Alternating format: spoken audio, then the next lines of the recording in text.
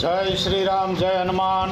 આજથી 3 તારીખને સોમવાર બપોર પછીના 4:23 એટલે ભાજપના કાર્યકર્તાઓને હાથ જોડીને વિનંતી છે। રાજકોટની અંદર ફટાકિયા ફોડવાના થતા નથી। રૂપાલાજી જીતે ત્યારે નથી ઢોલ નગારા વગાડવાના થતા।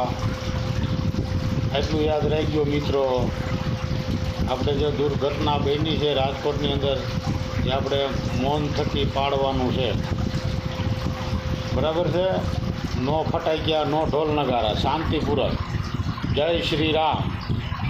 અને રૂપાલા જીતશે, વડાપ્રધાન નરેન્દ્ર મોદી બનશે અને ગુજરાતની અંદર બહુમતી ભાજપની રહી છે। અને જ્યારે નરેન્દ્ર મોદી શપથ લઈએ ત્યારે મુલાકાત થાય આપણી દિલ્હી।